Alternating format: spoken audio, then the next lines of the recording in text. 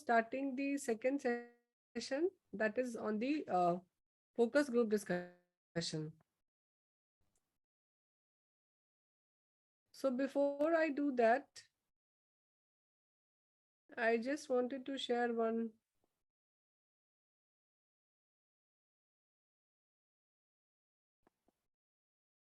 So there are some, we'll share these materials with you people. So there is something known as the field notes. So what are these field notes? So basically, while you are taking the interview in the field or in that particular setting which you have selected, so they are basically the daily record of observation or experiences in the field, like what you see and hear, what were your thoughts while you were taking the interview, like later on. It's basically a reflection also and your own experience in being field. So how to take that, to capture that? So whatever things you find interesting and noteworthy, you should write that. Any terminology which you think that is unfamiliar to you, that also if you don't get clarification, you can write that, because later you can all clarify that from some other person. Then direct quotes from what you have heard or you seem that that is a little bit peculiar or a bit different from your experience. So basically it's a reflection. What was your reflection on the interview process?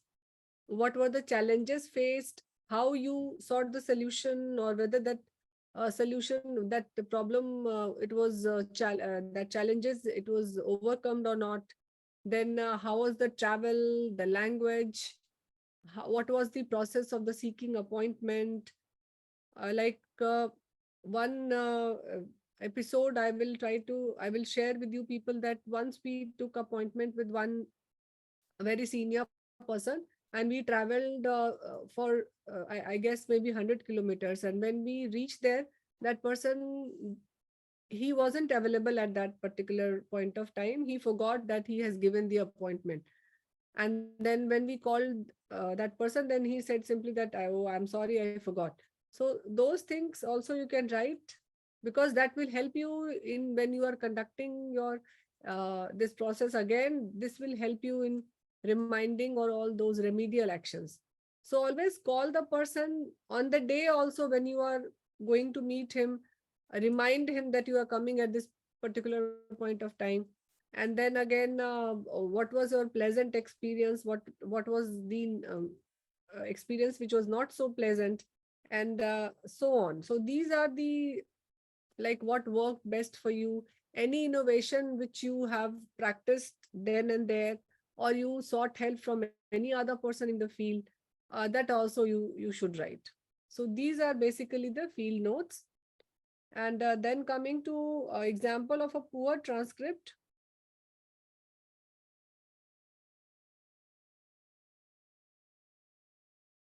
So you can see this is one of the transcript where you can see that the question is so long and you can see the answer. So how old are you? So this is the age. How old were you when you got married? 26 years. Sorry, 16 years. How old was your husband? 18 years. Then what is your occupation? Works in textile mill as labor. So on towards the left side, it is the question, and towards right side, it is the answer. And you can see how, so less words are there in the responses, like only apart from few percentages and few words, you will not find. And you can see there are so many close-ended questions. Do you think that the sexual activity of girls starts only after marriage? Do you think that the girls, any girls had a sexual experience before marriage? So all these questions you can see yes and no, and maybe few words. Again, if you go down, you can see the response. So less. So if your answer, the respondent's answer is in one sentence or two sentences, uh, how will you code the data for analysis? Because you code the only those words and data which are there in as a participant. You don't code the interviewer question. So you can see that how thin it is. Yes, no, and then few lines. That's it. So this is a one example of a very not so good interview. where you will see that the transcript is not very rich and there's very less scope to analyze such data. Am I making sense to you, you people? Are you getting what I'm talking by this example?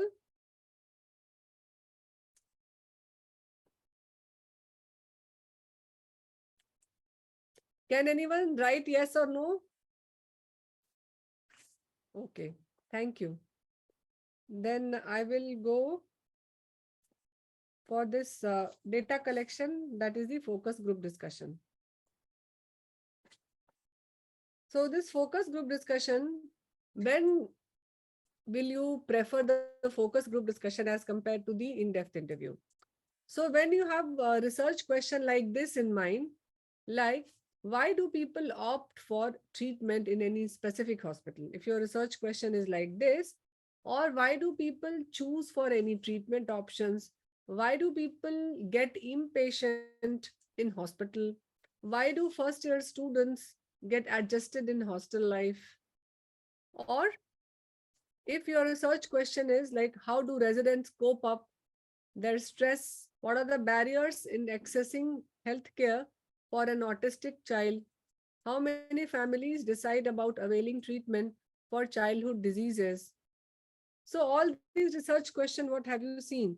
That it is a method of choice when you want to know the preference, people preference or a group preference. So it is to know about the group norm. So whenever you want a consensus building on something, on a group behavior or people choice or group norm, then you go for this focus group discussion.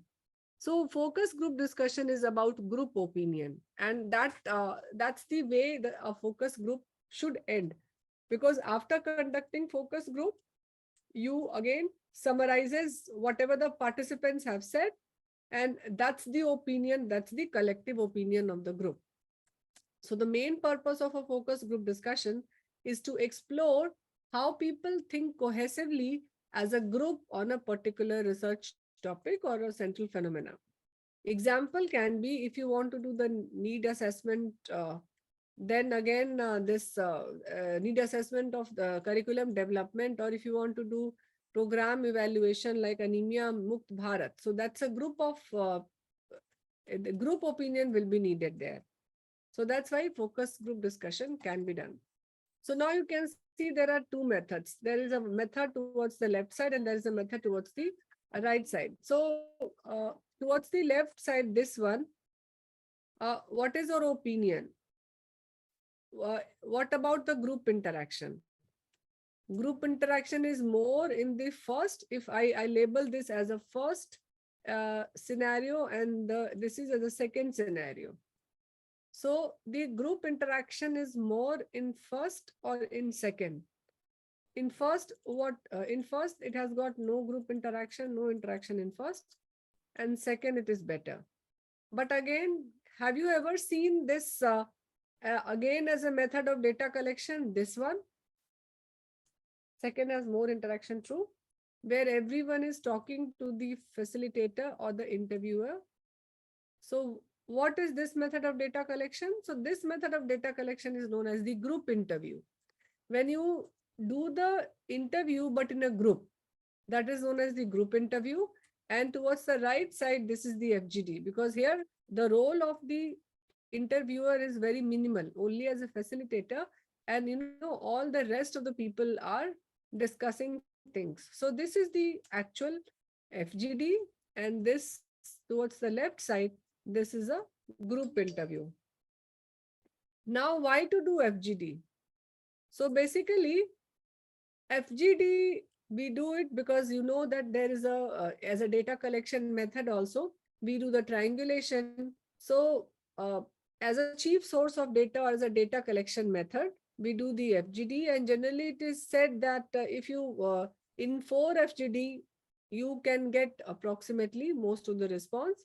Again, as a supplementary source of data, if you want to develop some survey question, or if you want to validate the finding of quantitative research, then also you can do the FGD, or it can be a part of the multi-method qualitative study, like I said, as a part of triangulation. So what is not a focus group discussion? So moderator talking to one person only, or one person talking to many people,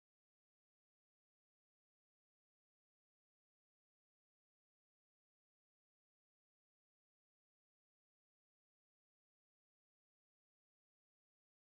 talking to many people, or one person talking to many people. So these are the types of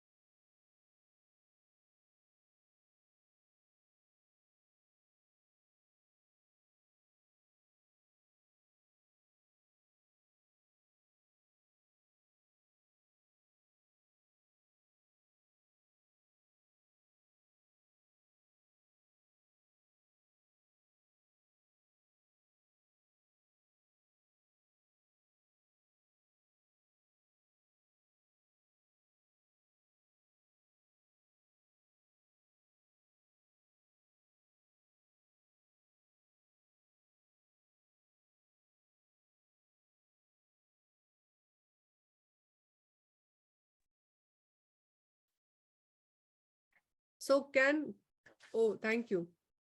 So am I audible now? So yes, Yes, ma'am. in the first, okay, thank you. In the first one, you can see that moderator is talking to one person only. In the second one, you can see that there is one dominant person with whom he is interacting. And here in this case, he is interacting with everyone, but there is no group interaction. So this is a group interview. So none of these are satisfying the criteria of focus group discussion. So now we discussed that there are two types. There is a focus group and there is a group interview. So in the focus group, basically the researcher adopts the peripheral role because he is not speaking. He just does the moderation, and then the interrelational dynamics or the group dynamics comes into the play, and then participants, they keep on talking to each other. In the group interview, the researcher adopts an investigative role where he talks to more than one people at one point of time, and a researcher controls the dynamics of the group. So in this case, if you have to conduct a focus group discussion, you the selection of the participant is purposive. You send the invitation, or you call people, take their time, and whom you will call, that is entirely purposive. Then regarding the moderators and facilitators, when you have started conducting the focus group discussion, the other things like what we discussed in the in-depth interview regarding the battery backup, regarding the printout of a interview guide, regarding the selection of a site or a place where you will conduct the focus group discussion, that place should be neutral, and you will take appointment.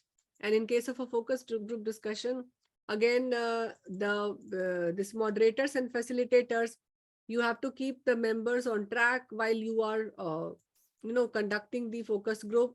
You have to encourage all participants to speak, because there should not be a play condition when only the dominant person is speaking. And you have to keep eyes on time also, but without showing them that you are keeping a check, and try to cover all the questions. So the prior plans are, again, you have to identify the participants, you have to recruit. And in the case of recruitment, you should always recruit more, because there can be a case that you have invited 8 people and only 4 or 3 has turned up. So always invite more number of participants. So even if like response rate is 70%, you will get the required number of people, because the size which we say a focus group discussion should have like 8 to 12 people, or maybe 7 to 12 people. And you have to arrange logistics also. The arrangement of logistic in case of focus group discussion is more, because the space for in-depth interview, even a small room will help. But for focus group discussion, you should have a bigger place where you will make them sit in a circular manner, so that each of them can interact with each one. And like if there are no place, if there are no enough chairs, then it's better that all, including the investigator, they sit on the mat on the floor. So like what we did in an alcohol focus group discussion when we were conducting that perception of alcohol ban in the community, then we did that focus group discussion and we all used to sit on the ground. So that they should not feel that we are sitting as a doctor or as an investigator, we are sitting on the chairs and they are sitting on the ground. So we should be at their same level. Again, I said this previously also, that you may find that once you have started taking the focus group discussion, there will be many people. So because in a village or in a place, if you have gathered 6 to 8 people and if you have started talking to them, there will be more number of people who will make again a second or a third. So there will be a lot of people surrounding those first invited people. And they will also keep on saying something in between. So then your purpose of doing this FGD will be lost. So you have to make sure that only the participants whom you have invited, they should be there. And but what we have experienced many times, we tried conducting a focus group discussion in the community, but the true FGD, because you cannot ask those people not to come, especially in a village. If it is an open setup like school or maybe a mandir or maybe a Anganwadi space, so surrounding people, kids and all the women, the elderly, they will come and sit. So okay, you can ask them, like they can sit there, but you try to involve only those 6 to 8 people whom you have invited, because the consensus building at the end, that is the group consensus or group norm, that is very important in case of a focus group discussion.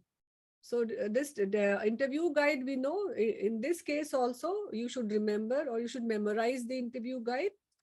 And it's better that you do a video recording, but if the participants, they don't permit, then you can do the audio recording. And again, like in-depth interview, here also it's better that you go in a team of 2 people. So one person is moderating or facilitating the entire process, and the other person is checking on the number of people. There should not be any disturbance, or they may check regarding the device whether they are working fine or not. So that should be there. In case of a focus group discussion, you should always offer some snacks after the FGD is completed, because you have taken their time. So it's better that you give them some sort of refreshments once that focus group discussion is completed. So these are the 4 important things. You have to welcome and introduce the topic to the focus to the group. You have to tell the background of the topic. You have to tell the ground rules of the FGD, and then you have to start with the opening questions. So this is one video. Let's watch this video, and you can write your comments like you did with the previous 2 videos.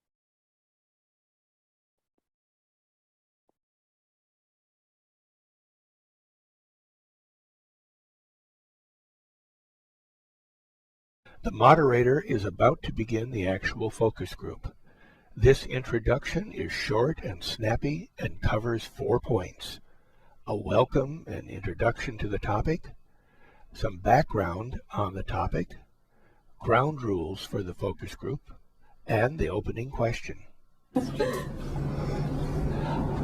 Well, good afternoon and welcome to our session. My name is Dick Kruger, and I'm with the Happy Traveler Research Agency. And we're pleased you could all join us today for our focus group. We've invited you to join our discussion on airline travel. Today, we're going to be talking about experiences that you've had in traveling by airplane. Experiences that within the last few years. We're going to be talking about things that have worked well for you, things you've enjoyed, as well as things that haven't gone so well. This study is being done at the request of the airline industry. As you may know, people have had a variety of experiences, and airline industries regularly are trying to improve the quality of their service. And so at the end of our study, we're going to be sharing information back with them. Also, if you're interested, we'll have a copy of the report available to you as well. Let us know if that's something that you're interested in. You were selected because you were among a group of people who have traveled fairly often over the past few years, and we're glad you're here for our group. The moderator is about to begin the actual focus group. This introduction is short and snappy and covers 4 points: a welcome and introduction to the topic, some background on the topic, ground rules for the focus group, and the opening question. Well, good afternoon and welcome to our session. My name is Dick Kruger, and I'm with the Happy Traveler Research Agency. And we're pleased you could all join us today for our focus group. We've invited you to join our discussion on airline travel. Today, we're going to be talking about experiences that you've had in traveling by airplane. Experiences that within the last few years. We're going to be talking about things that have worked well for you, things you've enjoyed, as well as things that haven't gone so well. This study is being done at the request of the airline industry. As you may know, people have had a variety of experiences, and airline industries regularly are trying to improve the quality of their service. And so at the end of our study, we're going to be sharing information back with them. Also, if you're interested, we'll have a copy of the report available to you as well. Let us know if that's something that you're interested in. You were selected because you were among a group of people who have traveled fairly often over the past few years, and we're glad you're here for our group. As I indicated, my name is Dick Kruger. I'm with the Happy Traveler Research Agency, and my colleague is Mary Ann Casey, and she'll be taking notes and helping record the conversation. We're going to be tape recording today. We have a microphone in the middle of the room, and then we tape record so we don't miss any of the comments. Oftentimes people say things so well, we're not able to write them down quickly enough, and the tape recorder helps us capture those. There's just a couple ground rules that might help us. If you have a cell phone, we'd appreciate if you turn it off or turn it on the quiet mode. If you do need to respond to it, please step out, but then come back in as soon as possible. We have more refreshments and some chocolate over there at the side table, so help yourself to that whenever you feel a need for those things. There are no wrong answers today in our conversation. Many people have different experiences with airline travel, and so feel free to comment even if your thoughts and ideas or experiences are different from what others have to say.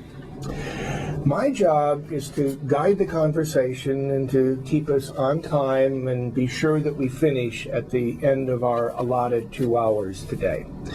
And so along the way, I may interrupt, I may push us along a little bit faster. That's so that we can finish our conversation on time. Well, let's take a moment. Also, by the way, we're going to be on a first name basis. We have name tents with our first names on. Let's take a moment and go around the table and find out who you are, and would you tell us your name, and then also tell us where you've traveled to by airplane in the last year, and would you name some of the cities that you've traveled to, and would you start? I'm Jim Brown, and in the last year I've traveled. At the beginning of a focus group, most comments are directed directly to the moderator. But as the focus group continues, the moderator will try to get people to look across the table and speak to the other participants. This is a good sign and something to be desired in your focus groups. One of the effective techniques of moderating is to use a short pause, usually about 5 seconds. This allows participants a chance to reflect and think and a chance to express their thoughts. Okay, well, let's get started with the questions in our focus group. The first one, and we're not going to go around the table, and anyone can answer this who chooses. Tell me this. What do you like about airline travel?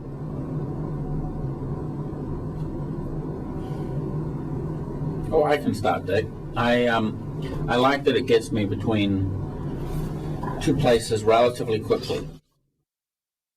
When moderating a focus group, you'll find that some people talk too much and ramble on about a topic, and you'll need to have a strategy for how to deal with this. Here's an example of what you do when a person talks too much and how the moderator redirects the question to another participant. All right, well, let's talk about inconveniences. In your experiences with airline travel, you may have encountered an inconvenience. May have been in the last year or a little bit before. Would you tell me about an inconvenience you've had? Well, let me tell you, it's always around baggage, and it seems to me that there's always something that happens with my baggage when I travel. I was coming back from Bangkok. I was meant to get my baggage in LA to take it through immigration, and when I got there, couldn't find it anywhere. It just wasn't there, and I stood there and stood there and stood there, and I went behind the counter to the counter, and they said, well, you know, it's just not there, and it'll turn up eventually, and maybe it'll turn up in Minneapolis. But it's just been one long string of things after another. I mean, the baggage is always too large to fit in the overhead bin, but it's even worse when you're traveling by train, because when you're traveling by train, you have to get the baggage up from the platform, and then you have to haul it into the coach, and then you're pulling it all the way down the coach in order to get to your seat on the train, and there's never anyone there to help. Yeah, that can be a problem. Let's hear from some others in the group. Francis, how about you? Have you had an experience with an inconvenience? Well, I haven't had a problem with luggage because I always... Sometimes participants do not talk very much in a focus group. One of the strategies that moderators can use is to look at those individuals and at times call on them and invite their comments. Here's an example of how it works. Sherry, we haven't heard from you on this. What are the things that you don't like about airline travel? Well, mostly two things, luggage and children. Tell me about each of those. Tell me about luggage and tell me about children. Well, with luggage, you never know if they're going to accept your carry-on or not. In some airlines, even in the same airline, sometimes the carry-on fits. They say it will fit in the overhead, and other times they take it away from me, and then I have to check it. So even though I think it's standard size, sometimes it doesn't. One of the things that happens in a focus group is there are key moments when people start to own the group or feel like they are a group and in a discussion. Here's an example. When these things occur, moderators often encourage these and allow people to talk across the table to each other. All right. You know, I want to say something else about luggage, and it relates to when planes are late. You never know if your bags will make it. And sometimes it's not your fault. You've checked it. You've done what you're supposed to do, and then they mess it up, and then you get there. You don't have, so I carry now a lot of things in my carry-on because I just have to assume it won't make it. I never check anything. I always carry on. Never check it. Because you just can't. I never risk trust it.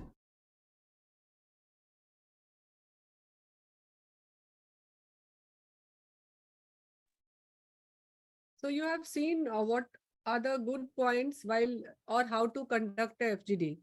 So like all the captions, he simultaneously showed you all the captions. So it was easy to understand when to interrupt if somebody is talking too much. That you have seen that one lady was talking, so he just interrupted and then shifted the question to someone else. So that's how you have to try. You don't have to let a particular person to dominate the discussion. And if the person is digressing from the main topic, again, you can bring that person back to the main discussion. That's the role of facilitator. So we'll see the other things as well. I'll just show. So there are some do's and don'ts for moderator. So moderator, he should open the session with the fun, balance the participation, redirect the discussion as we have seen in the video, and check with the participant. And he should not read the script questions verbatim. He should not make assumption. He should not allow one or two people to dominate. He should not permit side discussions, and he should not take side of a particular person, or he should never share his self-opinion. That is never good. Then again, we have seen this. So there are some challenges in the focus group discussion.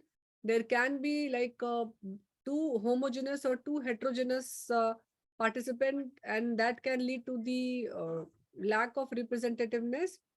Then again, there can moderation can be it's itself a challenging task. Once you do it, then you will realize that it is not always easy to encourage everyone to talk.